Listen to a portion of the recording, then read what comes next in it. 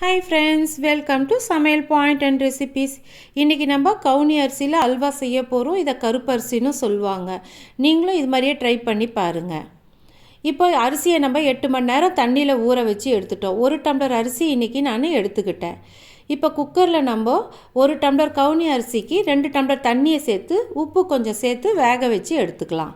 Cooker மூடி போட்டுட்டு ஒரு விசில் வரட்டோன்னு 10 நிமிஷம் சிம்மில் வச்சு நிறுத்திடலாம். இப்போ நம்ம நிறுத்திட்டோம், ஸ்டீம் எல்லாம் அடங்கிடுச்சு. இப்போ திறந்து பார்க்கலாம். பாருங்கள், இப்போ நம்மளுக்கு நல்லா மலர்ந்து வெந்திருக்கு பாருங்கள். இப்போ இதை நல்லா ஆற வச்சுடுங்க. ஆறட்டோன்னு மிக்ஸி கிண்ணத்தில் சேர்த்து கொரன்னு அரைச்சி எடுத்துக்கலாம். இப்போ எல்லா அரிசியுமே இது மாதிரி அரைச்சி எடுத்துட்டோம். இப்போ 50 கிராம் பால்கோவா எடுத்துக்கிட்டோம். அதுக்கு அரை டம்ளர் பால் சேர்த்து நல்லா கரைச்சிடலாம். உங்கள் கிட்டே ஒரு வேளை பால்கோவா இல்லைன்னா பாலை நல்லா சுண்ட காசி கூட இதோட நம்ம சேர்த்துக்கலாம். இப்போ 1 டம்ளர் அரிசிக்கு அரை டம்ளர் சர்க்கரை எடுத்துக்கிட்டோம். இப்போ இந்த நெய் நம்ம வீட்லேயே காசின நெய். இப்போ அதுலேருந்து ஒரு கரண்டி எடுத்து சேர்த்துக்கலாம். முந்திரி பருப்பை வறுத்து எடுத்துடலாம். இப்போ முந்திரி பருப்பை வறுத்து எடுத்துட்டோம். இதுலேயே சர்க்கரையை சேர்த்து வறுத்துடுங்க.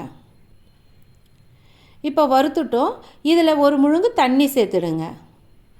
சேர்த்துட்டு நல்லா கொதி வரட்டோன்னுட்டுன்னு அப்புறமா நம்ம அந்த பால்கோவாவை கரைச்சி வச்சோம்ல அதை சேர்த்துக்கலாம். சர்க்கரை கம்பி பதம்லாம் வரணும்னு அவசியம் இல்லை. நல்லா கொதி வந்தால் போதும். ஒரு 5 நிமிஷம் கொதிக்க விட்டுடுங்க. இப்போ கரைச்சி வச்சு இந்த பால்கோவாவை சேர்த்துட்டோம். இப்போ ஒரு கொதி வந்துடுச்சு. அதுலேயே அரைச்சி வச்சு இந்த கவுனி அரிசியை சேர்த்துடுங்க. இப்போ சேர்த்துட்டோம். இதை எல்லாம் நல்லா சேர்த்து நல்லா கலந்து விட்டுடுங்க. கலந்து விட்டுட்டு இப்போ நெய் கொஞ்சமாக சேர்த்துக்கோங்க. சேர்த்துட்டும் நல்லா கலந்து விடுங்க. சிம்மில் வச்சு நல்லா கொதிக்க விடுங்க. கிட்டைக்கா சுருண்டு வந்துடும் நம்மளுக்கு.